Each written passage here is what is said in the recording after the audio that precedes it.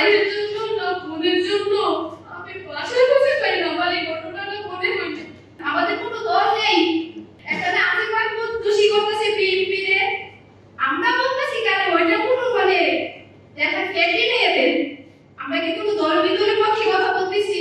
আমার প্রথম দাবি হচ্ছে উপদেষ্টা আসিফের বাবা বিল্লাহ মাস্টারকে গ্রেফতার করা। ওনাকে গ্রেফতার হোক, সব কিছু বেরিয়ে যাবে। খুদের বিড়াল কিভাবে বের হয় আপনারা দেখবেন। ভাবতে পারেনি যে আপনাদের সামনে আমাকে আবার আসতে হবে। আপনি যে সাংবাদিক বাইরের কাছে রিকোয়েস্ট, আপনারা এই বিষয়টা একটু দেখেন কোনটা সত্য।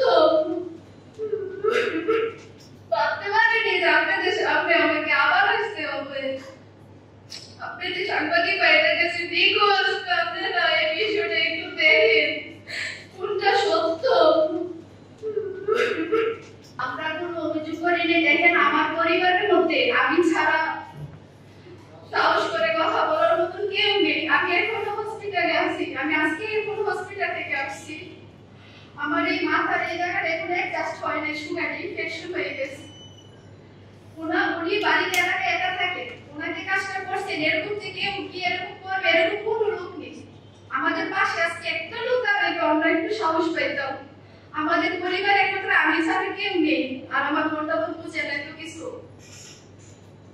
ফেসবুক পেজে একটি ডকুমেন্টারি কথা বলেছে, যা পরবর্তীতে আমাদের আরো অনেক গণমাধ্যমে প্রচার করা হয়।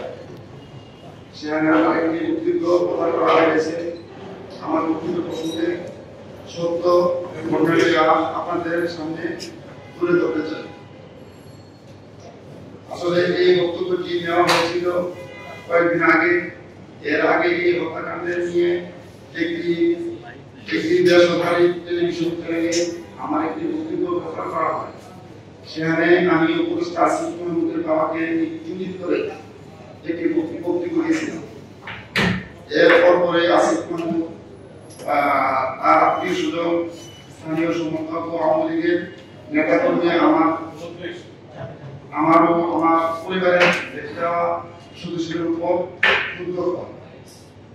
এর মিটিংয়ে গত 31 জুলাই আসিফ মাহমুদ বৈষম্য বিরোধী আন্দোলনের কুমিল্লা সময় সন্ত্রাসী অস্ত্রের মুখে আমাকে জোরপূর্বক করে নিয়ে পরে জনমানুষ একটি স্থানে নিয়ে আমাকে মারধর করে ভয়ভীতি দেখায়।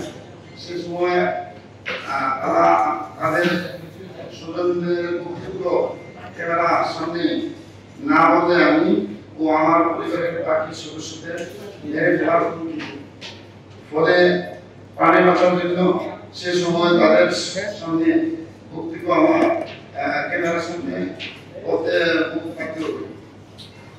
প্রিয় সাংবাদিক, আজকের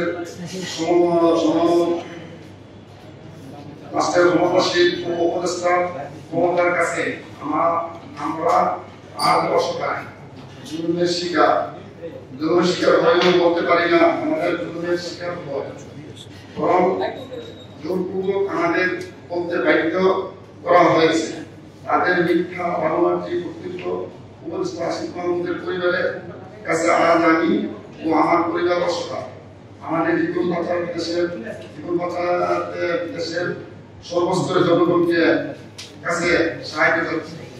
আমি ও আমার পরিবার বিশ্বাস করি দেশের জনগণ যেভাবে দেশকে স্বৈরাচারদের হাত থেকে রক্ষা করেছে, ঠিক তেমনি এই জালিমের কালো হাত থেকে ভেঙে দিয়ে আমাদের পরিবারকে রক্ষা করবে।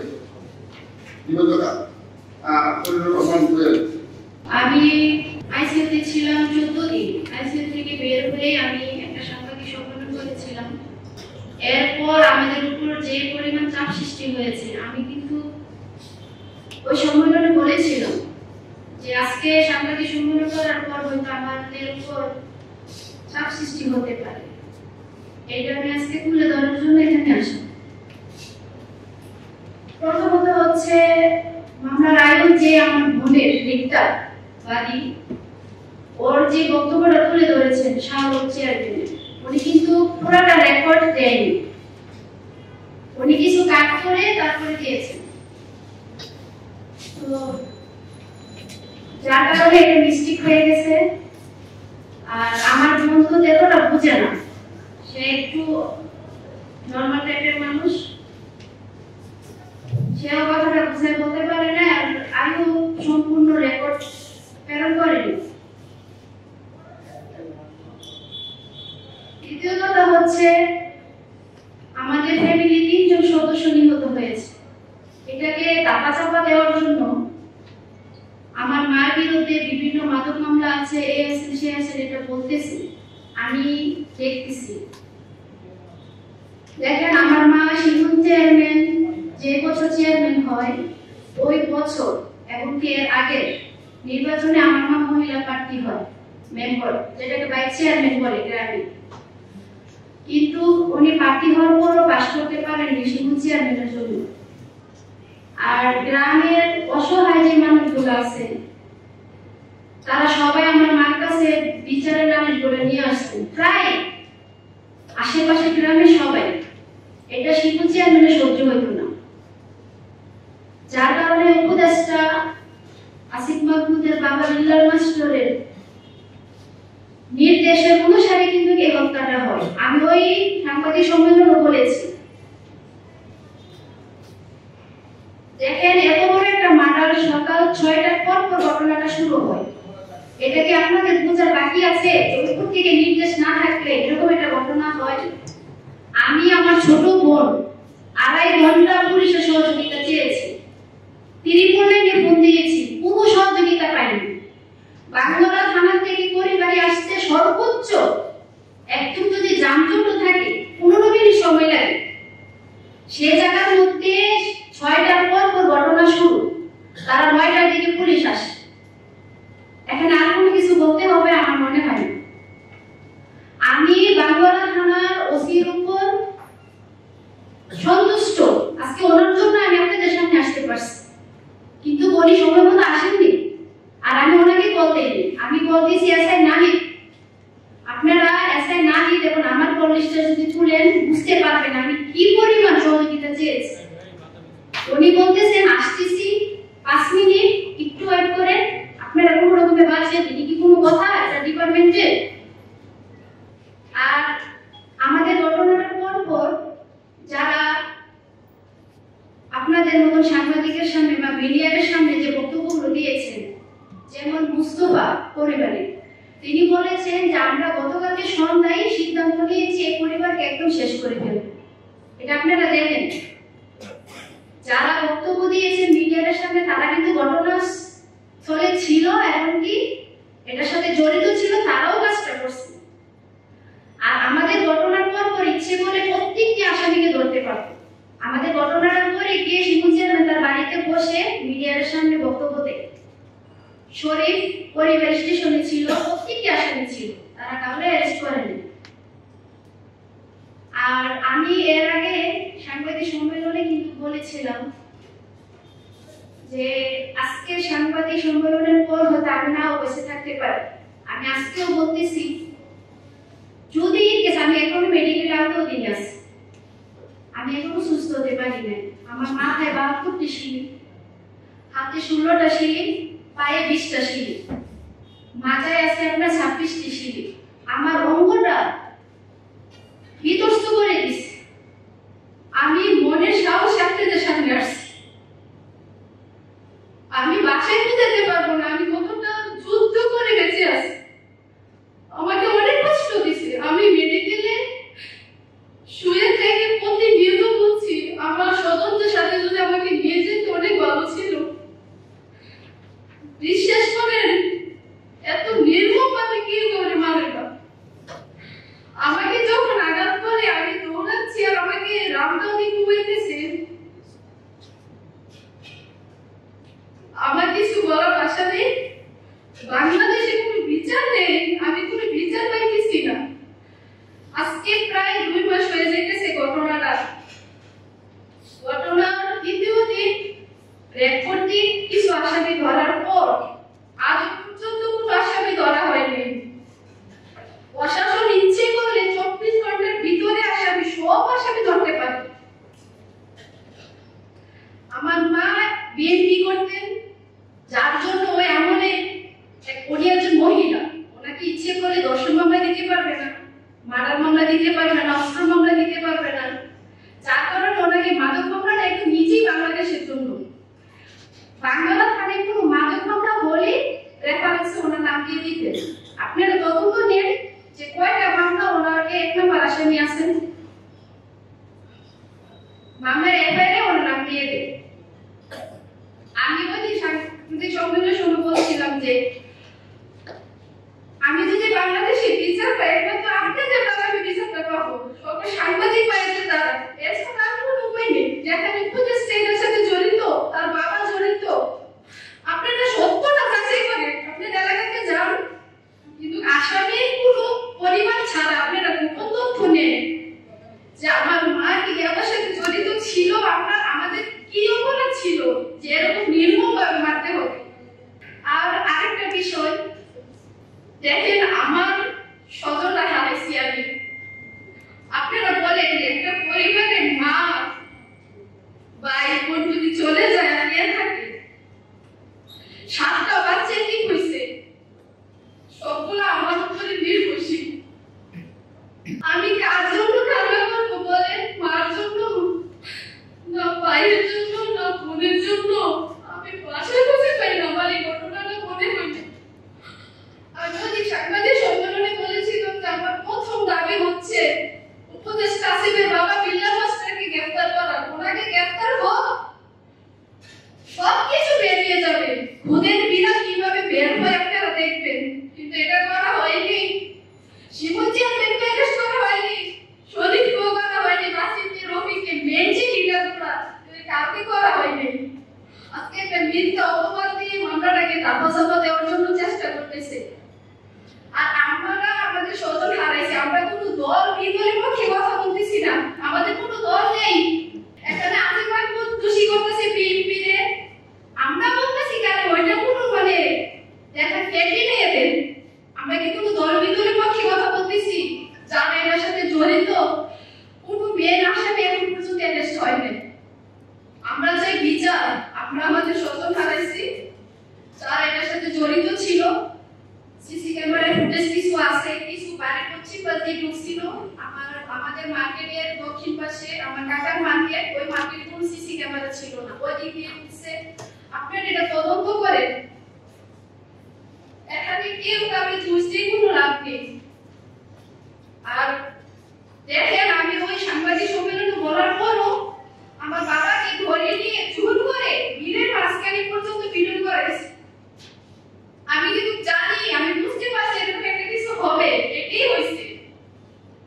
এখন কি আমাকে তর্ক করে বুঝতেছে? এখন পর্যন্ত আমরা হুমকির মধ্যে আছি, আমাদের কোনো নিরাপত্তা নেই, কোনো নিরাপত্তা দিচ্ছে না প্রশাসন, কোনো দল এখন পর্যন্ত আমাদের পাশে এসে দাঁড়ায় নেই। এটা বাংলাদেশ, এতগুলো মানুষ মারা গেছে, কোনো বিচার নেই, আজকে 2 মাস হয়ে গেছে, আমি কোনো উন্নতি দেখতেছি না।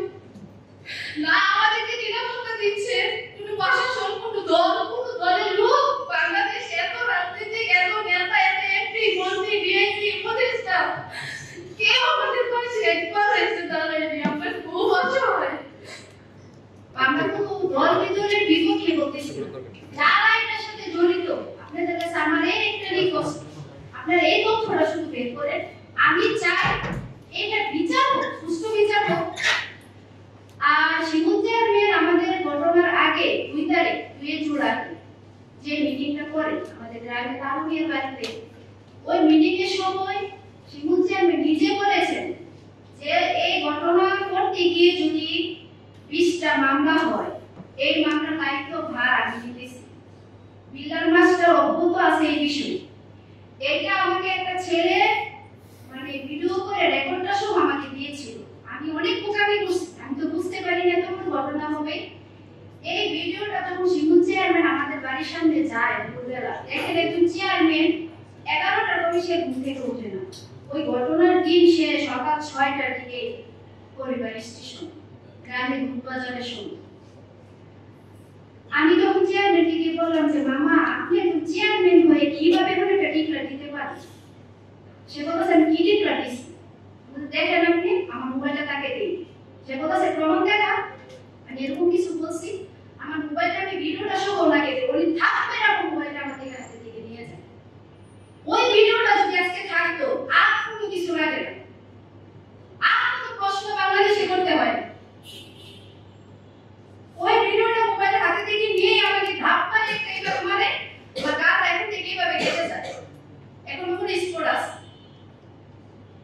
এজন্য কি যিনি ভিডিওটা পাঠিয়েছিলেন তাকে ছিলেন তাকে তো সেটা ওর এলাকাতে নাই, তার মোবাইলে কোনো কিছুই নাই, সেও ভয়ে পালিয়ে গেছে। আচ্ছা কি ছিল ওই মোবাইলটা আপনার? জি মোবাইলটা আমার মোবাইলটা ছিল ওপো এডি। মোবাইলটা কি ফুটেজ ছিল? মানে শিবজি আপনি যে বক্তব্য দিয়েছে যখন তারা ফাইনাল ডিসিশন নিয়েছে কি ফুটেজ বলে দিছে বললই করে ভাই। এটা কিন্তু আমাদের মুখের কথা না, এটা কিন্তু ওই মিটিং এর মধ্যে স্পষ্ট হয়ে গেছে। আচ্ছা ঠিক আছে। আপু সর্বশেষ একটা প্রশ্ন, হ্যাঁ। সর্বশেষ একটা প্রশ্ন আমার। আমরা কিন্তু দেখেছিলাম গত কিছুদিন আগে কুমিল্লার যিনি এসপি আছেন উনি কিন্তু বলেছেন এই বিষয়ে আপনারা ওনার সাথে যোগাযোগ করার জন্য ওনার সর্বোচ্চ সহযোগিতা করবেন। তো এই যে মামলাটা নিয়ে আপনারা ওনাদের সাথে যোগাযোগ করেছেন কিনা বা কুমিল্লার এসপি ওনাদের সাথে আপনারা কথা বলেছেন? আচ্ছা আমি সাংবাদিক সম্মেলন করার পর আমি জানতে পারি না, আমি খুব অসুস্থ ছিলাম। আজ থেকে 4-5 দিন আগে আমি কুমিল্লা নিকট বিশ্ববিদ্যালয়ে গিয়ে মামলার আইনের সাথে দেখা করি। উনি আমাকে আশ্বাস দিয়েছেন ব্যাপার ধৈর্য ধরেন, আমরা সর্বোচ্চ চেষ্টা করতেছি, আশা করতেছি। কিন্তু আপনাদের কাছে আমার একটা প্রশ্ন, এত বড় একটা ঘটনা এতদিন লাগে ভাই আসামি করতে, প্রত্যেকটি আসামি বাড়িতে এলাকায় আছেন এবং কি বাংলাদেশে আছেন, কেউ দেশে বাহিরে যায়নি। আমার দীর্ঘ বিশ্বাস দরজার কিন্তু ধরা হয়েছে। এটা রেকর্ড করছে দ্বিতীয় দিন, এরপরে কিন্তু কোনো আসামি ধরা হয়নি। আচ্ছা আপনি বলছিলেন উপদেষ্টা আসিফ মাহমুদের বাবাকে গ্রেফতার করলে সবকিছু বের হয়ে যাবে। এটা একটু ক্লিয়ার করবেন সম্পৃক্ততার বিষয়। সম্পৃক্ততা আমাকে মোবাইলে থাকতে বললাম, তার কোনো প্রশ্ন এখানে আসলো না। এবং কি আচ্ছা দেখেন আমি ওই গত সাংবাদিক সম্মেলনের মধ্যে কিন্তু বলেছিলাম যে যদি এখান থেকে যাওয়ার পর আমাদেরকে কোনো জোরপূর্বক কোনো কিছু করা হয় বা আমি যদি মারা যাই, এটার জন্য একমাত্র দায়ভার থাকবে আসিফ মাহমুদ। দেখেন সেই কাহিনীটা কিন্তু আমার বাবার সাথে করে গেছে অলরেডি। মোবাইল উদ্ধারে কোনো কিছু বলেছেন প্রশাসনকে, পুলিশকে? না প্রশাসনকে আমি এই ব্যাপারে কিছু বলি নাই, কিন্তু আইকে বলছিলাম কিন্তু এটা আইডি নাম্বার নাকি লাগে। আইডি নাম্বারটা আমাদের বাসা থেকে তো সব মালসামালা নিয়ে গেছে, কোনো কিছু ওরা রাখে নাই। আমার ব্যাংকের কাগজ, আমার যা আছে আমার পাশে সব ছিঁড়ে ফেলে দিয়েছে, কোনো একটা ডকুমেন্টস ওরা রাখে নাই। পুরো বিল্ডিং এর থেকে মালসামালা সব নিয়ে গেছে, বাড়িও ভাঙচুর করে দিয়েছে। পুলিশ চাইলে তো ফোন নাম্বার দিয়ে আইডি নাম্বার বের করতে পারে। আমি ফোন নাম্বার দিয়েছি, এটা কি আপনি বলে দিয়েছেন? আমার এই মোবাইলটা উদ্ধার হইলে জানি তো ওরা রাখবে কিনা। মোবাইল হারানোর ব্যাপারে কোনো চিঠি করেছেন? মোবাইলে না, আমি